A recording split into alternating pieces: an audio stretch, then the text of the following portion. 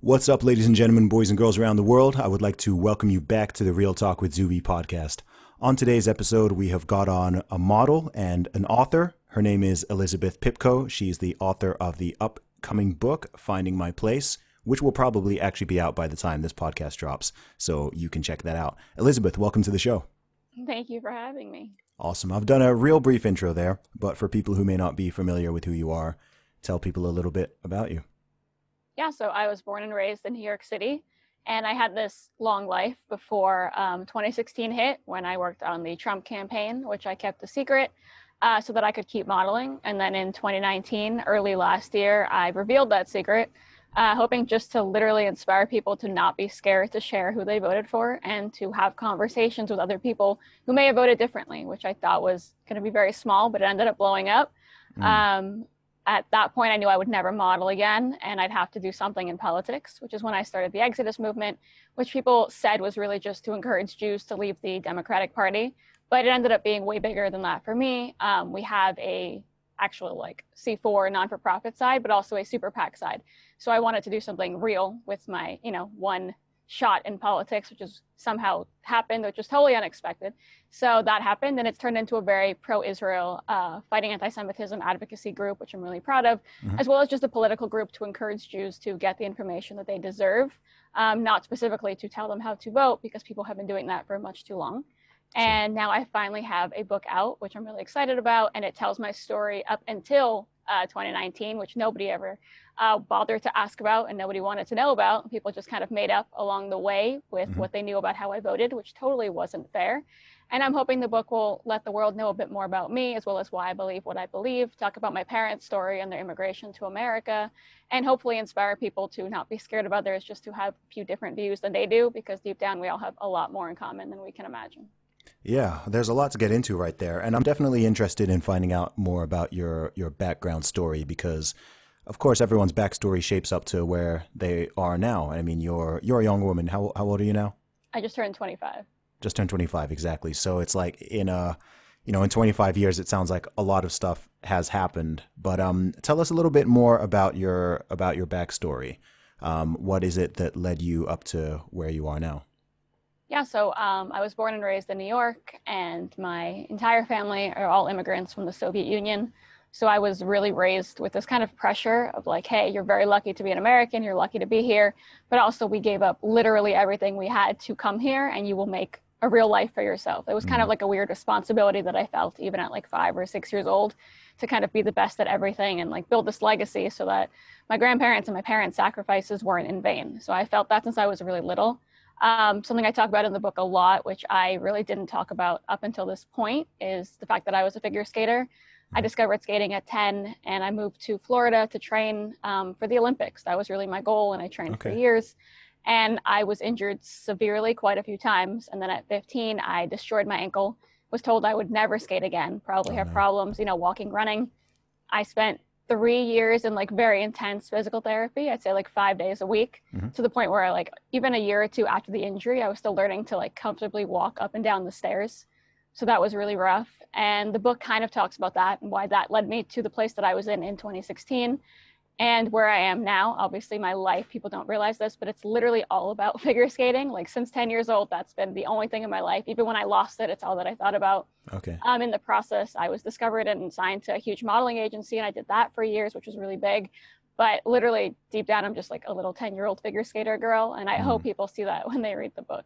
Oh, that's interesting. Yeah, and I knew you were into figure skating. I actually saw a video on your Instagram. So I saw that.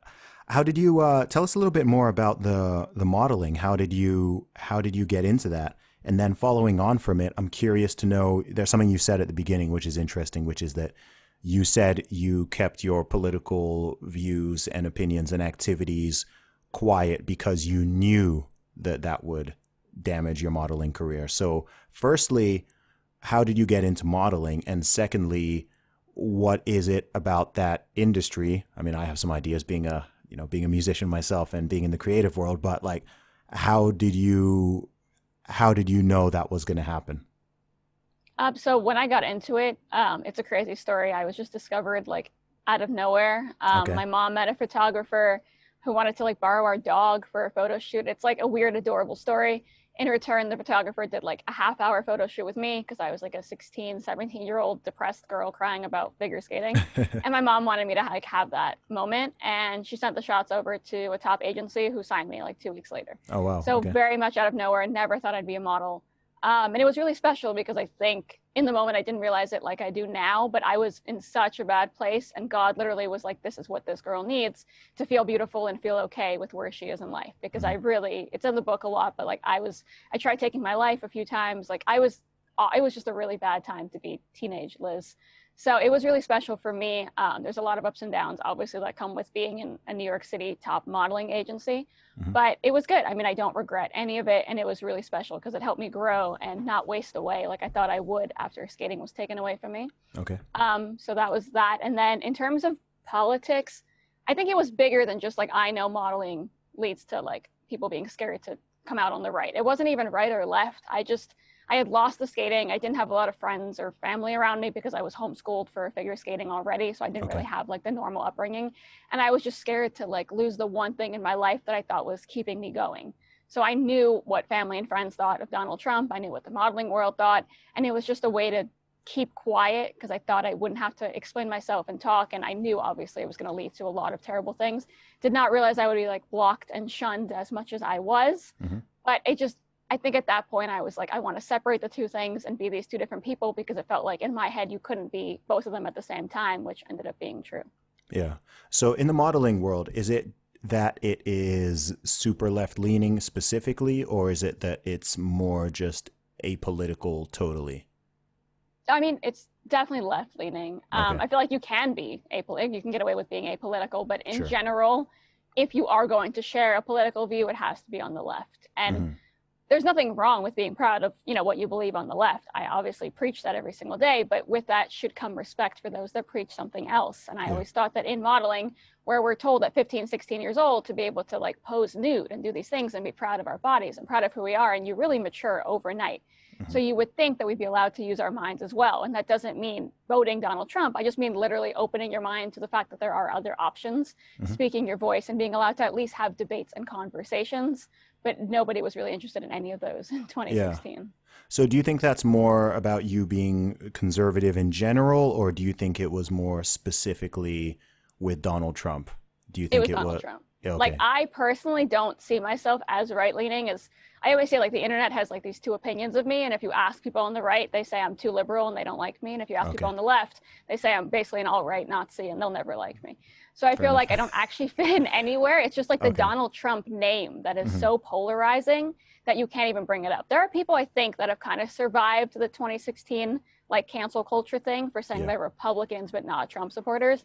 But it's like the name Trump that was, especially 2016, but now too, it just like came out of nowhere. And like just the word, like just saying it out loud, if you were in a group of people that liked or hated him, you would know in a split second, and you'd know if you were welcome or not in a split second. And it literally took over everybody's lives, especially in New York City. Yeah, it's really interesting. One of the things I find most bizarre about the whole thing is that Donald Trump has been super famous for decades, and he's been a big celebrity, public figure, etc. for decades. So one thing I find extremely remarkable and also quite disturbing is how just in a couple years' time, how the media largely, and also some of his political opponents, but how massively they were able to sort of change the story and narrative about this person. I mean, he's been famous my entire life. Right. And I always remember as a kid seeing Donald Trump. I mean, he was really, really, like, I'm a hip hop artist. I'm a rapper. I don't know if you know this. He was really popular in hip hop. He was. Right. Yeah. He was really popular in hip hop. He was, you know, in making cameos in films. Of course, he did The Apprentice. He had best-selling books, this and that. So, and all my life, I never heard the things people call him now and the accusations that are levied at him and his supporters and anyone to do with him, his administration, etc. I'm like, that's weird. Right. I don't remember hearing any of this stuff before. So when did he become all of these things? And it seems like we live in this time where people have like I feel like people's memories don't even extend beyond 6 months these days. And it's really, really, it kind of freaks me out because I'm just like, well, what about this? You know, I remember what people were saying before. I don't know, even look at something like, I mean, again, I'm here in the UK. I don't even watch TV. but I don't know, like The View. Okay, how many times has he been on The View? He's been on The View like 8, 9, 10 times, At and least, he yeah. was always friendly with Whoopi and the other women on there and whatever, and they're all like buddy buddy. And now when they talk about him, it's just like, whoa, like Like he's the okay, worst that's thing to ever happen to our yeah, lives yeah. So ever. that's bizarre. So that's just something like I've observed, which I do find weird. And I don't know. But in terms of Trump himself, what was it that wanted you? What was it that urged you to get involved in his campaign? Yeah, so I try to explain it to people in the book. I've tried for years to actually explain it to people, put it into words, and I think it's hard because no one was, 19, 20-year-old me, so it's hard to explain. But for me, it wasn't very political. I've loved politics for years, so I was always watching, but it really wasn't that like, hey, I'm obsessed with this man and all his policies. I don't even think people knew what he stood for at that point. I mean, Hmm. people were already having him on every TV channel when he was on, like, I think he was only at 3 or 4% in the polls. Okay. Like, he hadn't gotten a chance to explain himself yet, and he was already everywhere. Hmm. So that's when obviously people started paying attention. Like you said, with hip hop, I knew him as the guy who owned the figure skating rink. Like, he owned an Yeah. ice skating rink in Central Park where I skated as a little kid. He was Hmm. there when I got like a medal at my first competition as like a little kid at 10 years old. That's what I knew of Donald Trump. So for me, I was watching this guy who literally had done everything when it comes to business, television, entertainment. I mean, he was adored. I mean, maybe for Yeah. the wrong reasons. It was really for money and like his relationships with women and all these different things, but he really was adored. And now he was taking on like not only the Clintons and that machine, but I think it was 17 Republicans on our side. So as a 20-year-old girl who had just lost her sport and everything else and really felt like I was at one of the lowest points of my life, I'm curious just to watch this. Like, I want to see it unfold, much like the entire world. Hmm. And I want to see what this man does. And then when you see him being torn apart by everybody, that's when you get more and more enthused and you either hate him more or like him more, but you can't stop watching. Yeah. So for me, at that point, and it's in the book, I was considering trying to come back to figure skating, even though every doctor had told me I never could. Hmm. So watching him being made fun of on every single channel and then saying, I'm going to be president one day, that was special and personal for me. It was not because he said I'm building the wall or whatever it was. That was all, to me, that was all entertainment. Like when he That's says interesting. things, just like he said for years, that's to get a headline and it works and he knows how to Hmm. do it. So I didn't pay attention to that as much as I was watching this guy who was being torn to shreds by the phoniest politicians on both sides, who I've disliked for years, Okay. and watching him rise above that. And again, politics is the dirtiest game in the entire world. Everybody knew that before 2016. But for some reason, when he came out, everyone forgot that and assumed everyone else on the stage was, a nun and he was this terrible person. Yeah. And for me, it was watching all these people that had been lying to people for years. That's just what I knew of politicians, tearing down this man who was a nobody in politics, who was beating them just because the American people liked hearing him like make jokes. And that Yeah. was just special and cool for me as a 20-year-old. And I wanted to in some way be a part of it because I thought it was going to change American history in one way or another. And it Hmm. clearly did. I wasn't the only one that thought that. But it was just cool to be in the center of New York City, watching this man who I had known, like you said, as this like weird hip hop, entertainment, everything icon doing this, and it was weirdly inspirational, weirdly cool. And I was just curious. Like, I wanted to Okay. see more because if you want inspiration, like that's inspiring, honestly. Gotcha. And how did you get involved? So I literally went to volunteer. I think they were sending out emails. You can volunteer for any campaign usually. And I was in New York and his campaign was in New York. So that was helpful. And after volunteering 3 or 4 times, I actually sat by myself and wrote a letter to the head of the data division saying, hey, like, this is what I think needs to be done in the volunteer center. This is how I can help. Mind you, I was 21 years old with no college degree and no experience. But they called me in 24 hours and I got a full-time job on the campaign. Okay. So for me in that moment, like, it was a moment of victory because I had just, lost my sport and lost this and been bullied for years and blah, blah, blah. And now I'm 21 working on a presidential campaign. So whether you like the guy or not, I thought that could be appreciated by like the average person. Hmm. But I very quickly learned that that was not the case either. Okay. Tell us more about that. Yeah, I mean, I was just excited to be there. If I had a friend that worked at my age with like our experience on the Hillary Clinton campaign, I would say that was awesome. Mm-hmm. Like, to me, that's really cool. You're working for someone who was about to possibly be president. And I was doing real things. And I was literally bullied my whole life, saying that because I was committing to skating, I was going to lose education and I would never be, a well-rounded human being. I was told when I quit skating, when I didn't go back to school, that I was wasting time. I really had always felt like I was a weird outcast. That's why the book is called Finding My Place, because I'm still trying to find it. But I feel like in general, it was just special for me to be there. And I thought people would appreciate it because, again, I'm not making policy decisions. I'm not doing anything. I'm just working on this campaign that's about to change history in one way or another. And all of a sudden, every neighbor, family, friend, relative, I mean, everyone decided that I was the devil overnight. Tell us more about that. Tell me more about that. Like, Yeah, I I'm mean, curious. I was blocked immediately by like friends, photographers, people I'd worked with who I had known for years, not Okay. known like at a professional level, but like had hung out with who I thought knew me. I mean, overnight, I was the worst person in the world. And like, obviously, when you get messages from the world saying you're a Nazi, you're a traitor, I mean, all these terrible things, it And this hurts. came from people just literally finding out that you were working on Right. the Trump campaign. Yeah. So when you hear Okay. it from, the whole world, it hurts. But when you hear it from people that you've known your whole life, who you thought knew you, Hmm. that's when it's the worst because A, I'm losing these people. And B, you kind of lose hope in the future because you're like, I've given 20 years of friendship and, to these people. I Hmm. thought they knew me and that's not going to work out. And you start to get really depressed. I mean, I don't know how at that point I thought I would ever get married or, have family functions or have a wedding. Because at that Yeah. point I thought most people in my life already hated me for literally nothing. So it's really scary at 21 years old to think, how do you go on from this just in the world apart from Donald Trump? Yeah. And this was coming from both friends and family as well? Yeah, friends, family. I mean, literally everyone. Like there wasn't a Okay. neighbor that I could pass by who didn't, tell me that I was a traitor to my country, my people, Jews, America, I mean, everything. Okay. And to get some understanding of this, were you in a super liberal or super Democrat area at this time? I mean, I'm asking because, like, over 60 million Americans, of course, voted for Trump. Right, Like he won the election, so it's not like everyone in America is anti-Trump or anything like that. right. That's obviously not possible. So I'm kind of curious as to how it was so one way in that regard. Were you in a little bit of like an echo chamber or a bubble of like the other side? How did that happen? I'm just curious. Yeah, so I mean, I live in the center of New York City. Okay. So there's that, obviously. Had I Hmm. been in like Florida or a different part of the country, it might have been very different. Okay.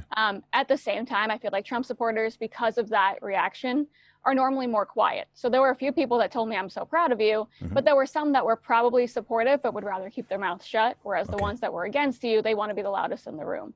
So it was kind of like my husband would always tell me, like, you see a nice comment and you ignore it, but you see three mean ones and it's all you think about.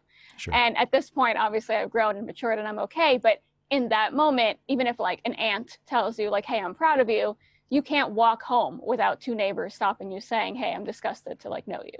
Okay. And that's really painful, especially from someone who like you don't expect to say that when they've really never had two conversations with you. Yeah. And what was going on in their minds? Like why are they saying all this stuff? What is it they believe that you what is it they believed or believe that you are supporting that is so awful and evil that they can come up to you on the street and say that to you? Like what's going on in their brain? Like what do Right. they think is happening? I mean, the number one thing I get, probably because I did focus on anti-Semitism, the number one thing I get is that I'm a bad person as a Jew, that I'm a traitor to the Jewish people. I mean, people have told me Donald Trump wants a second Holocaust. They know this for a fact, and I'm contributing to that. So, like, it's at a Where level did they get that idea from? I wish I knew. I mean, he does say certain things where they can misconstrue them. When I defended him after he said that Democratic Jews were disloyal if they didn't vote for him for what he's done for Israel. Okay. I defended him, and that's when things blew up quite a bit. But wasn't this later? Wasn't this when did he say that? Was that That was as president. No, back in the day, it was okay? mostly homophobia, racism, whatever. But like I said, I kept it a secret in 2016, except from Okay. like close family and friends.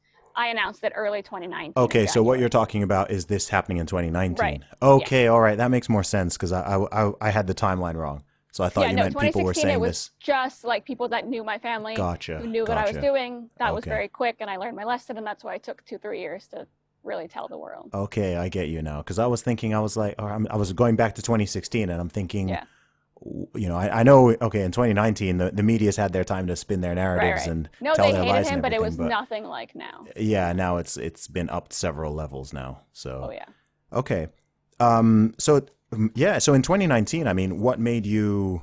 How did you come out of the closet per se? It was weird. I think in the moment I was just tired of like hiding this part of my life. I did not see it as that big of a deal like the world does. Again, it was something I was proud of. I also met my husband on that campaign, so it was Hmm. like a personal thing for me. It was special. I didn't see a problem with saying who you voted for. If Sure. anyone had ever asked me, hey, do you want to sit down and discuss different policies? I would have loved to do that. But no one was interested in what I actually stood for. It was Hmm. just, hey, that's how you voted. We either love you or we hate you. Yeah. So the minute I came out with it, I thought that it would be, or it was maybe for some people, but I thought it was literally just to inspire people to not be scared. I met a lot of people who were Democrats who were scared. I live half the year in Florida when I was younger, so I go back and forth now. We still have an apartment there. Hmm. There are people in Florida who are from Republican families who are more liberal and who are scared to share that with their parents. So Okay. for me, it wasn't like a straight, I'm supporting Republicans thing. It was just, I'm telling people, especially young people, in America, the one place my parents escaped to not be scared of who Hmm. they are. I am now scared, and like relatives, friends, young people that I'm hearing from across the country are just as scared to announce who they supported, which should never happen here. Yeah, it's a familiar story. I mean, I've spoken to a few people, even people on my podcast.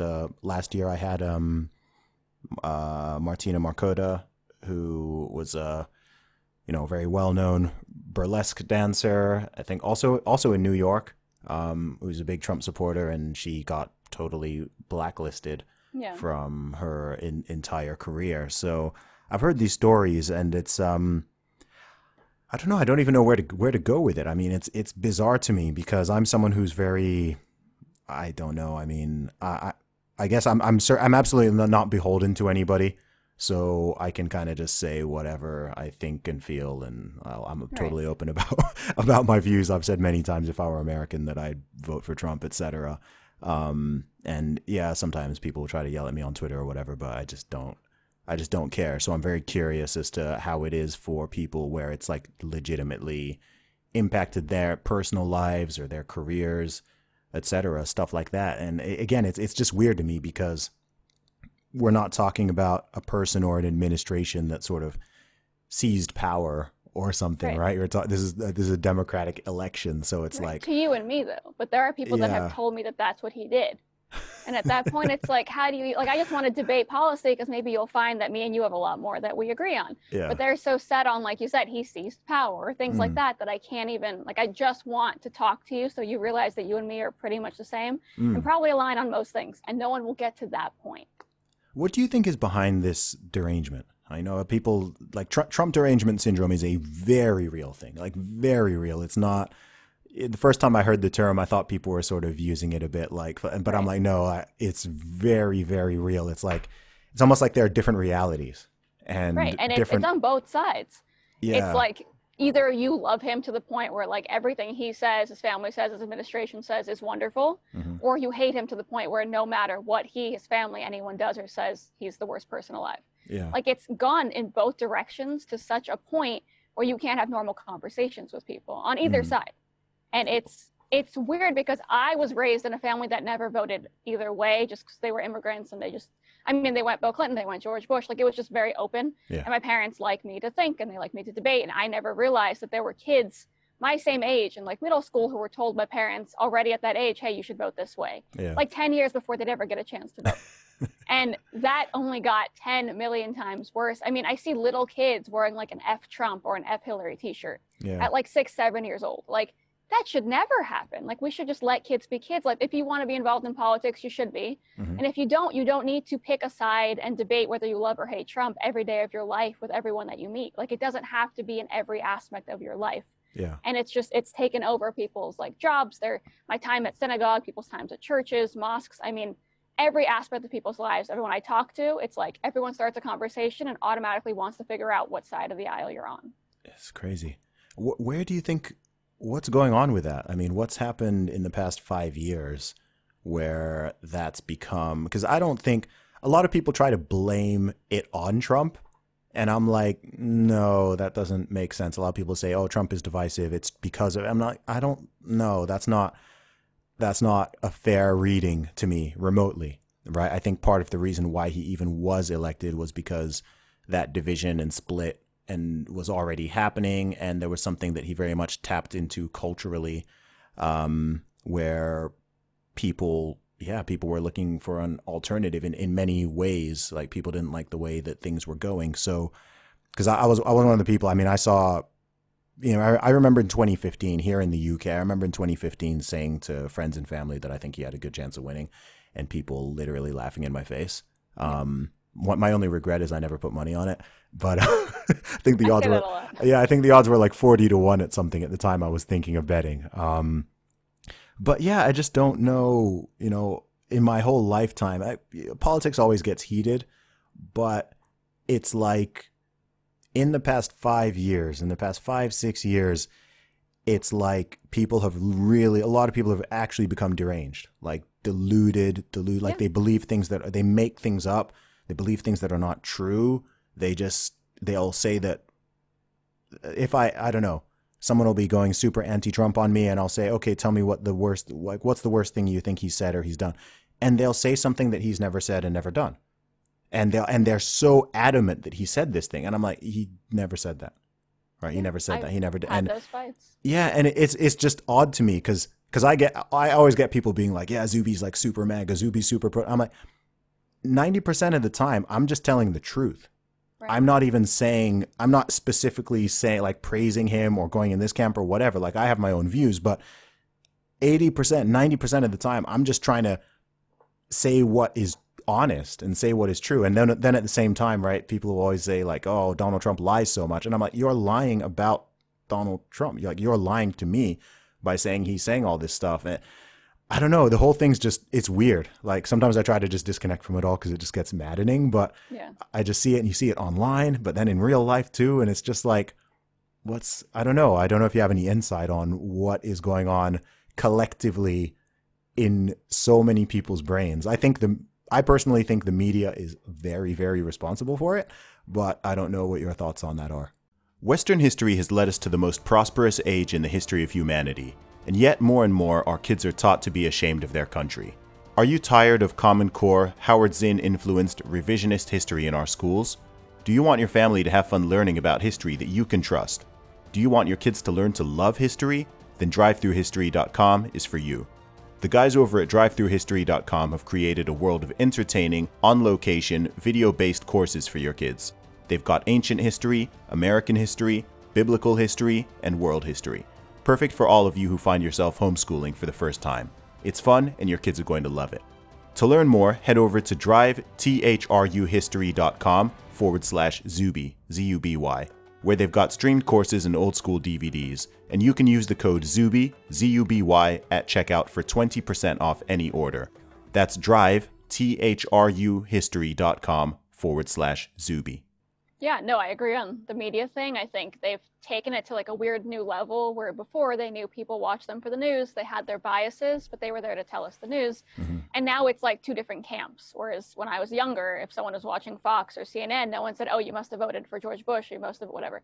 No one assumed. Whereas now you walk into a place and you know if there's Fox on or whatever on, you know how someone voted. Yeah. That's already strange. Like that should not be happening. Then it's not news. Like that's number one, 100% you're right on that. On top of that, it's like a weird, I think when I was younger, and people still make jokes about it all the time, which is why I don't understand where their brains have gone, but it was always politicians versus us. Like people knew politics was dirty. Everyone knew it was just implied. You don't trust politicians. There have been like so many sitcoms about it and movies and things. And all of a sudden it became this politician is our icon and our God, and we will think that's our religion, and we will back this politician over our actual values and morals. And I don't know where that came from because that was really never the case. Like it was politicians versus us. And now it's we will defend that politician to the death. And when they get out of office, they don't care about us anyway. So we're all losing here because the politicians are going on to their lives and they're okay. And now it's become we will take the side of this politician over our fellow American who we don't even really know. That's the problem. All of a sudden, it's like that has become our religion. Whereas before people were known, they had values and beliefs and people little boxes that they filled in. There's a hell of a lot more to me than how I voted in 2016. Yeah, sure. But all of a sudden, that's your religion. Like, that's it. People think that's how you base every decision in your life. And it's certainly not for me. And I pride myself in being kind of like what you just said. I'm just my own person. Like, I don't like that people are like, oh, the Trump supporter girl, because I'm so much more than that. And I don't even know what that means. Yeah. But people want to put you in a box because it's easier. Then they don't have to get to know you. They just have to say, oh, I don't like her. I'm uncomfortable around a Trump supporter. I'm uncomfortable around a Hillary Clinton supporter. That's it. And it's dangerous because I grew up in the most diverse place in the world. And I think that's why I appreciate all these different people. But if you grow up only in like little boxes where you're comfortable, where all 5, 6 people around you voted for the same person and go to the same church and believe in the same thing, how will you ever grow as a person? Like my views have evolved so much from when I was 10, 11, 12, and I said I'm a Republican or I'm a Democrat like my other friends did. Mm-hmm. And all these other people, they don't want to evolve or grow. They just decide that's who they are. And I see 16, 17-year-olds dedicating their social media and their lives to inspiring other either Democrats or Republicans. Mm-hmm. And it's like there is so much more out there. You can meet another person and change your mind, or experience something and change your mind, or watch or view, or I mean, the world is gigantic. And people for some reason just want these same 10 people around them that have the exact same views as them, specifically political. And it's dangerous, especially for young people growing up. Like that's the opposite of what America has been. And I don't think they realize like what cost it's going to have for young people right now. Yeah, it's weird. It is weird because it's something that's always existed to a degree. But I mean, I don't know if maybe it's just cyclical. Maybe it's something that every few decades it just sort of amplifies and peaks up like this, and then it kind of goes back to normal where politics fades more into the background, and then maybe at some point it becomes this polarized again. I don't know. I mean, if I sort of take a glance at history, that seems to be the case. So maybe we're just sort of like peaking, and in the midst, and it'll kind of chill out again maybe over the next 10 to 20 years. But I mean, what are your thoughts on that? Which way do you think it's going to go? Do you feel optimistic about that? I mean, I'm thinking about like the cohesion of America. Again, like I'm British, but if I look at the US, it seems like, you know, it's almost not geographically because of like the US is a little bit weird, but it's like, it seems like it's fracturing ideologically, almost to the point where you've got, it's creating two camps with different versions of history, different readings of like rights and laws, different readings of like good and evil and everything like that, and the willingness to talk to each other and interact. You were talking about people blocking you, people like, you know, and that's disturbing, right? Because when people don't even, it's one thing to disagree, but to not even be willing to interact with or be seen with or be friends with, even online, with someone who thinks differently or votes differently, that all is new to me, you know, like it's relatively new. So, and the people I know personally, like I've got, I mean, maybe I'm blessed in this regard, but I mean, within my family, within my friendship group, etc., like people are not like that at all. Like there's a big range of different viewpoints and different thoughts, and people vote for different people and whatever, but we all like each other and love each other, and I can't see it ever getting so sort of hostile. I mean, I just hear so many stories of like, oh, like I don't speak to my parents anymore, or someone loses their sibling, they don't talk to their siblings anymore, or oh, my best friend of 20 years no longer talks, all that kind of stuff. I'm just like, what? Like I know it happens, but I can't personally relate to it. So I don't know. I'm just wondering what it is that's caused that. And where do you think it's going, though? Where do you think it's going? Yeah, so unfortunately, I can relate. Like, I'm jealous when you say you have friends with like different viewpoints. Genuinely jealous. Like, I miss that. I miss having people that I knew loved me, so I could say whatever it was that was on my mind. I knew that I would get an honest opinion in return versus, you know, you're a Nazi, walk away. Yeah. Which I get regularly. Like, I shouldn't even hear the word Nazi regularly in my life. You know, and I get that now all the time. So I wish I had that friend group. Like I love that. And you're Jewish, right? Just for yes, extra. Yes, yeah, Orthodox Jewish. It's so stupid, but yeah, of course. It's crazy. Like you said, like I literally miss that, and I miss it. And I don't have kids, obviously, but I hope for it for my kids. Like I don't know where they're going to be. I don't want kids that grow up around Republicans only. Like that's strange to me. I want a 10-year-old daughter who has a friend on both sides, or whatever friends she wants, so that she can have an opinion of her own and not have opinions based on her parents and whatever, you know, Fox or CNN that's plastered onto the house 24/7. That's just, it's silly to me. And it's also silly because I don't know what you want from, like when you do this, I don't know what people want from us. Like, I'm so happy to enter into a conversation and I will be as kind as possible. And yet they don't want anything. Like they don't even want to enter into that conversation. And it's like, what else can I do? Like, I feel like I'm almost begging people to be not a friend, but at least someone that will have a conversation. And they won't do it. And it's sad and it's scary. And genuinely, I have hope for the big picture, but for like the few years coming up, I'm really afraid. And I don't know if Donald Trump winning or losing will change that either way, because I feel like the media has kind of created this monster. Yeah. Like, I don't know what could happen, whether he wins or loses. Let's say he's gone in November or gone in 4 months. they've still created this divide that will now continue on. You've either created a bunch of Republicans that will be mad when Joe Biden loses and start this all over again, or vice versa. Like, it's not going to automatically get better because you've tied all our problems to Donald Trump, who's now gone. That's not going to happen. You've created a literal monster out of young children. When I was 11 or 12, I didn't have social media. I didn't know who was in office. I didn't care. And now these are little kids that are posting like literal propaganda on both sides. And like, I don't like being on social media because it terrifies me. So I can't imagine being a little kid and not being able to just sit with my, other little kid friends and discuss the things that we just learned. I don't want, 5, 6-year-olds talking about abortion. I don't think that's healthy. I don't understand where it's coming from. And again, I don't think people realize where it's going to take us. Like, it might seem cool now that you've separated people and everyone hates those that you hate.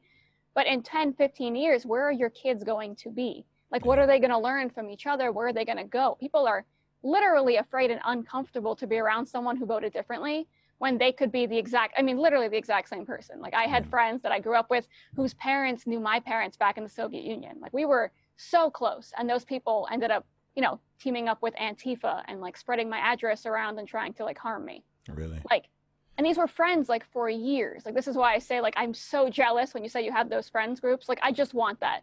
I don't want to be like the Trump girl, the anything girl. I am my own person. And I would love to tell you why I voted the way I did. I'd love to hear why you voted the way you did. And hopefully learn from each other as we grow. Like, there's no need to make a stupid, the circling of Hillary Clinton or Donald Trump's name on a ballot in 2016. That should not be the deciding factor for where you go as a person, What do you think it is that people fear, right? Like, if someone blocks you on social media or someone stops talking, like, what do they think? What do they fear? That's something that's rooted in fear. So what are they afraid of? Like, what do they think Elizabeth is going to do to them? You know what I mean? Yeah, like, I think what's going on there? The big picture is like, what is my boss going to do to me? Or what is a friend going to think of me when, like, I've had a few friends that stick around and I'll go and, be at a birthday event or something. And she'll say, hey, when they ask what you do, just like, don't mention this. And it's like, I don't want to mention his name anyway. God forbid I'll get yelled at. But like, I've been friends with you for 15 years and you're scared to tell your friend that your best friend of 15 years like worked for this man. Like, that's sad, but at least there it's like, it makes sense. You're scared of losing your job or losing, it's like a bigger picture. But then there are people that are my age that are like, I will not discuss this with you. Like, you are a Nazi. Like, they literally won't even, they can't explain what it is that they fear, what that they like. This is the thing though. I mean, like, what possesses, this is the thing. I mean, I've been trying to work this out for a while, Same. right? And it's like, what possesses someone to call an Orthodox Jew a Nazi? What possesses someone to call a black person a white supremacist, right? Like, just on the most basic level, on the most superficial level, anyone should be able to realize just how stupid that is. It's so dumb, it's almost not offensive. Like, if someone calls me a white supremacist, which happens, I'm just like, like, I have to laugh because it's so dumb. It's just like, what? Like, are you? Oh, like, where do you even begin? Laugh, You're just like, now I'm like, where the hell do we go from here? But no, I mean, it's on one level, it's really funny. And on another level, I'm like, what if I had kids? Like, what if my 6-year-old got spit on like I did? Like, then what would happen? Like, I usually laugh at home and I'm like, this is so ridiculous. But I mean, I've been called a Nazi by someone like in synagogue. That's happened. I mean, it's like by grown adults. I'm not talking just kids. Like, literally had it from all over. And it's like, what is going to happen? Like, this is just the beginning. Like, let's say Donald Trump stays in office and wins re-election. Or, God forbid, we keep doing this and he's gone and you do it with the next 2 candidates. Like, what is going to happen? This is the beginning. Like, what if it gets worse and worse and worse and there's separate schools and separate, like, then what happens? How do you think, you mentioned this becoming people's new religion a lot of times. How do you think religion, or perhaps the loss of some aspects or loss of impact of some aspects of religion, etc., in culture and society and communities has maybe played into this? What do you think? I've got some theories, but let me know what you think. Yeah, I mean, in general, and my husband has been in politics for years and he always explained this to me, politicians and political campaigns are known to play on people's emotions. Like, that's how they get their donations, that's how they convince people to vote. Those emotions can either be love or fear or hate or, all these different things. And I think before 2015, let's just say, it was at like a very safe level where you had emotions for like different political causes. And all of a sudden that's been elevated to like these emotions that cause you to actually fear and hate people that you don't even know, which is really scary. And that level of commitment can only come from religion. Like, that's almost like a cult mentality that we've only ever seen in people that are, very, very religious. And as an Orthodox Jew, I've seen it on some level. At the same time, it's never hit me, but I have seen it and I have feared it growing up, the more religious that I got. So when you see it happening for something as silly as politics, that's when you're like, okay, we're going in a really bad place. Because when you play on people's emotions to the point where they think that these different political, political groups, political people, politicians, candidates, whatever it is, are, I don't want to say prophets, but like they're new prophets. Like that's the people that they now have to answer to in order to be safe. Like that's a level of fear that they're playing into, which eventually takes over their life. If you think that the Republicans are really all out to get you, you're eventually going to do whatever you can to harm them and, protect whoever's going on against them. Like it's at a level where it's like you genuinely think that your life is going to be in danger, and these people that disagree with you actually want to hurt you. And it's like the emotions have been played to such a degree. People are giving their money, their time, their effort, their soul, their tears, everything to different political campaigns, which are making more money than ever. And, they're living the dream, but all of us are suffering. Yeah. Do you think we just need less politics? I have always said that. Literally, I dream of a day when I don't know who the hell is in the White House. Like at some point, I don't even want to know. It's just like I used to be obsessed with politics when I was little. Like I would watch all the TV shows. Yeah, Hillary Clinton came to like read a book to my class in kindergarten, and I was like, oh my God, I want to be Hillary Clinton. Okay. Like I just thought they were so cool. And then you see it. Like I've been in it the last few years. I've never seen a worse collection of people in my whole life. Just like the dirtiest, most disgusting. I mean, literally just different people playing on your emotions and hoping to, they work based off of our donations. Like it's just, let's impact people as much as we can to the point that we either scare them to the point of donating, or make them love us to the point of donating, or make them fear each other to the point of donating, whatever it is. And then they have enough money to keep going. Like that's politics, like in a nutshell. And that's really scary. Like who wants to be a part of that? And in the process, all the politicians end up having dinners together and, they don't care. And we're the ones that are suffering. Like we're the ones losing our dollars and our sleep and our friends and our family members. Like you said, people are losing parents over the guy in the White House. Like how does that nuts. make any sense? Yeah, no, it doesn't. It doesn't. It's really, really weird. Yeah, I don't know. It's something I think a lot of people have been looking at and thinking about for the last few years. In terms of the actual presidency, though, how do you think, we're coming up to, I can't believe it's almost 4 years already, but how do you think Trump has done as a president, as someone who actually helped to get him there? Yeah, it's a loaded question. It's complicated. It's not supposed to be loaded, but I know, right? There's a lot of things I agree with and a lot of things I don't, just because I am normal and I'm not going to align with someone on everything they do. Like, I just don't believe in that. I do think before coronavirus, we were in a really good place. I don't know what you can expect from politicians apart from, keeping us safe and keeping food on our tables. Like when they say the economy is good, that's what I want to hear. I don't want to hear that the president is not, a bully on Twitter, is a bully on Twitter. I don't care. Like that doesn't do it for me. Sure. So if the economy is good, he's done, one of very few jobs that he has. Like that's important. So I do think the country was in a decent place, at least for what he promised he would deliver, like he did. And that's really special. And something that I was proud of, like when the guy comes in and delivers, because in general, politicians do nothing. Like that's good. That's important. Coronavirus has been, I think, really, really tough. It is, I thought genuinely, as sad as it sounds, I thought it would bring people together. I lost 2 relatives. I thought watching people literally die would bring people together. So you realize like what the hell really matters in life. And instead it went even further in both directions. Republicans are killing us. Democrats are killing us. That's it. Yeah. I think honestly, it's what changed everything for me. I wish I could say the same for other people. But I remember posting like a picture on my husband's birthday of us at a restaurant. We were wearing masks.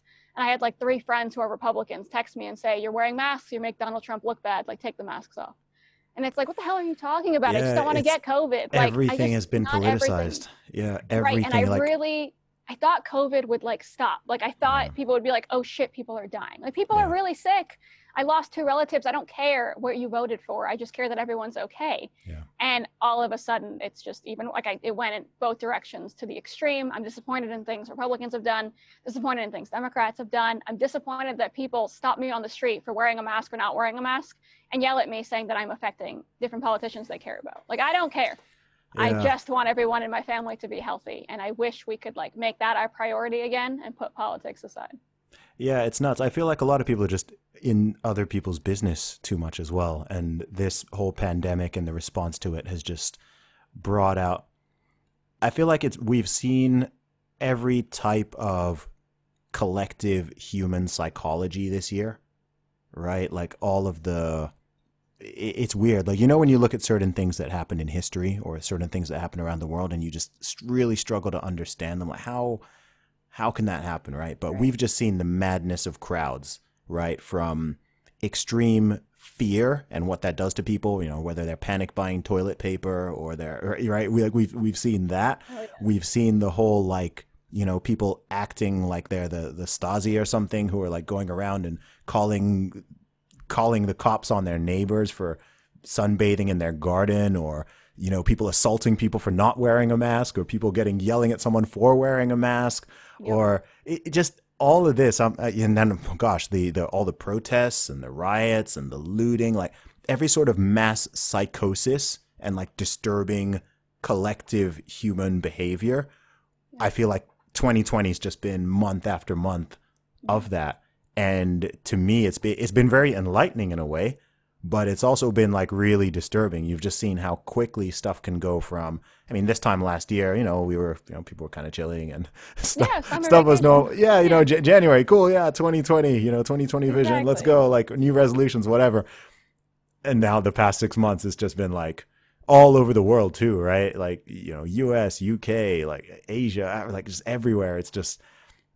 It's very weird. And like yourself, I did hope, because for many years I've been saying we need for many years I've been saying we need a war, and I've been saying that half jokingly, like obviously I don't want a war, but as in so many problems in the West, in the modern West, seem to just be from too much surplus, too much comfort, total loss of perspective, loss of gratitude, just thinking, okay, like we're just whatever. You see the things people argue about online and the things people get outraged by and whatever. And I'm just like, seriously, like we need a war, right? We need a common enemy. And so I did kind of hope, like yourself, that, okay, maybe this thing will be a uniter. I also felt the same after the George Floyd killing, right? I thought, okay, temporarily, look, everyone's on the same page. And then just within hours, same thing. It went in just like terrifying directions I've never even seen from either side. Yeah. And it's still going. Oh, yeah. Like, I think I posted something and just, literally said racism is terrible. Like I cried watching the video. I can only assume how others cry. Like this is awful. I had to get off social media for like a week because I was called every name in the book. And it's like, I said racism is bad. I didn't say anything about politicians. I didn't take anyone's side. Yeah. Like, come on, whether it's wearing a mask, standing against racism, like the most basic things. Yeah. In where you would think in America, the easiest country to believe in different things and stand for different things, it's just out the window.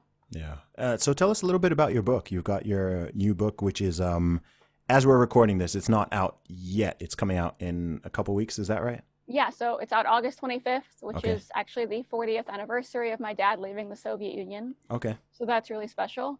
I think as I was writing it originally, it was a personal story, but also a bit political. I just wanted people to understand where I came from and why I believed in what I believed in. I also gave, a decent recap of election night or a bit of the campaign story, because I think no matter what side you're on, you'd be curious. That's American history, and I think that's cool, and it's in there. And then as I was editing it, I think COVID hit right at that point. Okay. And I delayed the book by 2-3 months just because of COVID anyway, and I had a few more months to edit. And I was like, look, there's way more important things than politics. So it's less political, thank God. Obviously, my views are in there, but it's about healing our nation. Like, it's not that hard to listen to a story about where I was on election night and still not hate me. I'm just recapping it because I want people to know, because it's cool. The man was not supposed to win, and I got a front row seat to watching him win the election, and that's in there. But apart from that, it's kind of what I've seen in politics, which has been really, really dirty, why I pray and hope it does not continue to divide us the way that it has. And then also talking about my parents, their story coming to America, everything they gave up, basically growing up here, totally homeless, to, making an American dream happen, what that means for me, what it means to me watching all these people just destroy and hate America and our history and everything else, hopefully trying to bring back a little bit of patriotism. But also I just want to, I want to humanize other people. I think people on the left don't see me as a human. They see me as like a weird Trump robot, which I'm not. And if you actually ask me where I stand on different issues, you'd realize I'm probably a lot more left than you think, and I'd get more hate from the right. But just telling my story on the ice, my story in modeling, as a woman in politics, just all these different things that I think stand way above, Donald Trump in politics, and just hoping to bring people together, because I think we have to try while we still can. Yeah.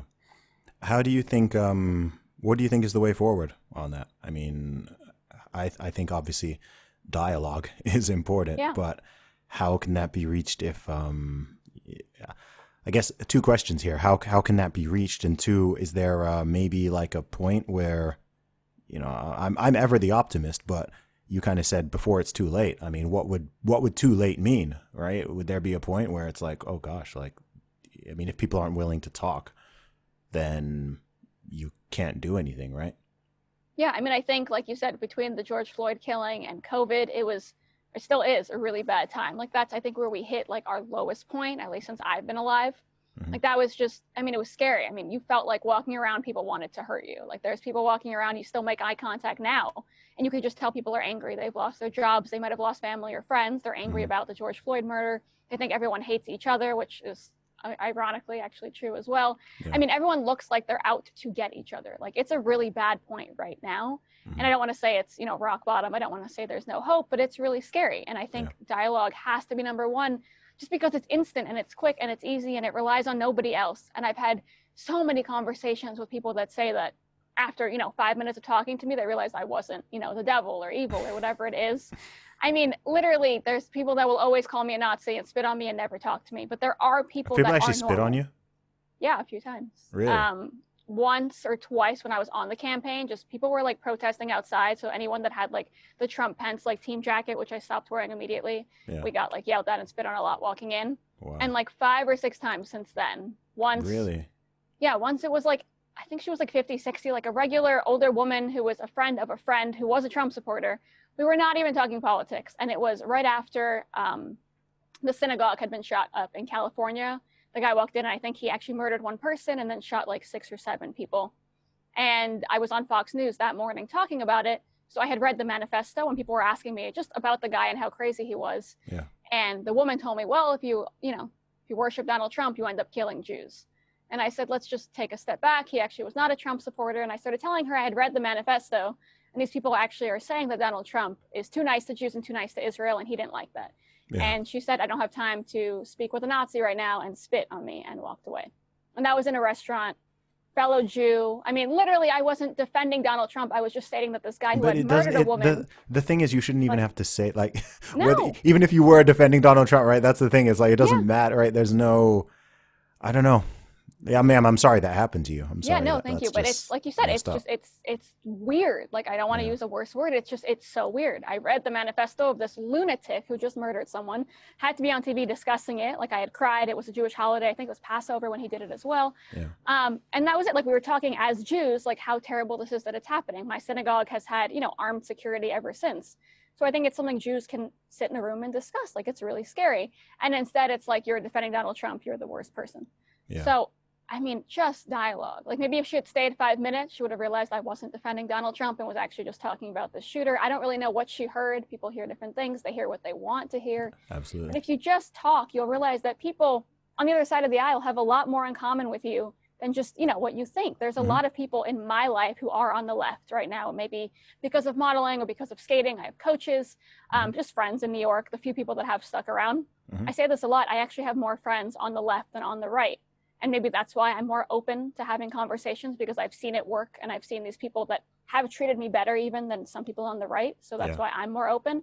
A lot of people don't have that. Like they just have their circle of people that agree. And that might be why they're so terrified to talk outside of that. Yeah. Do you think maybe a problem is even sort of the terminology we use? Like if you say, even referring to people as being on the left or on the right, 100%. I think maybe that in itself, like I'm very careful to once every few weeks, I might actually use the terms like the left or the right just to get people to understand something. But I mean, I myself, I actively really avoid using those terms just to stop creating that false binary, especially given that most people don't even vote. I think we forget this. Like most people don't even vote. So as far as people are political, it's like, firstly, it's a minority that's even political.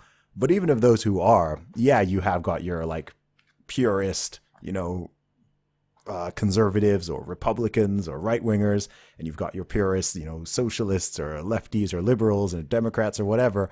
But most people, and I think we forget this, right? I think if you watch the media all the time or you spend a lot of time on like politics Twitter, then it seems like, oh my gosh, it's just this left, right, left, right. Like everyone's on one side and it's just like back and forth. But in the real world, you know, when you go outside, if you walk around New York City, if you go to the park, if you go to the gym, whatever, it's like, oh, it's people. You know, it's just it's people. You don't know people's religions. You don't know their political view. You don't know. It's just people, and people are generally like civil and cordial, etc. So it's always weird to me. It's like there's this. I don't know. It's almost like there's two worlds. It's like there's two different worlds going on, and one of them to like label those around them immediately so they can figure out where they stand. Like that's the weirdest part. It's like I have to figure out which world you're a part of before I open my mouth, so I know what I can or can't say. Yeah, it's very weird. Yeah, well, hopefully there's a way forward, but we will see. I think so. I think conversation is essential, and yeah, I hope that you know, again, like I'm an outsider, but I'm someone who's a big fan of America. I've got a lot of fans and friends and supporters and family over there, and I don't want to see it's a great country. It's a cool country, and I don't want to see it come apart any more than it sort of needs to. And it's sad that there seem to be a lot of Americans, let me not even say a lot, but there's a vocal minority who seem quite keen for that to happen, right? They seem to actively want to undermine and destroy sort of what makes the USA the USA. And I think that's I don't know, I think that's a huge shame. And I think actually, funnily enough, I think people who come over there as immigrants oftentimes appreciate it a lot more than people who are sort of like, you know, born and raised there and maybe haven't traveled outside of it, etc. And they think that America's this awful, you know, oppressive hellhole or something. And I'm a little bit like, what are you comparing it to? Like, where have you been? If my parents didn't give me like the stories that I grew up on, my parents, grandparents, literally ingrained in my brain is like every dinner at my grandparents' house is like, just so you know, you're so lucky to be here. Like you couldn't go to, like my mom couldn't go to synagogue back in the Soviet Union. My mom was beaten regularly in classes for being a Jew. Wow. Like we can do anything in America. I always say, my dad always says, I think it's an Oscar Wilde quote, if you're too open-minded, your brains will fall out. Yeah. Like that's literally where we are. Like you should just be grateful to have what we have. We should focus on our family and putting food on the table. All these things that people around the world do not have. They don't get to worry about Donald Trump. They have real problems. And we've just become the society that hates each other over something as silly as Donald Trump and has forgotten everything that came before him, everything that could come after him. And it's, I mean, I've said it so many times now, but I'm scared. It's really, really scary. Well, I think it'll get better. It'll get better. Hopefully soon. Yeah. Elizabeth, I know you're not a big fan of social media, but where can people find you online? Elizabeth Pipko on, I want to say, Twitter, Facebook, and Instagram. Awesome. And where will people be able to get the book as well? Is that on Amazon? Yeah, it's Amazon, Barnes & Noble, basically anywhere. Awesome. Elizabeth, thank you so much for coming on the show. Really good to talk to you.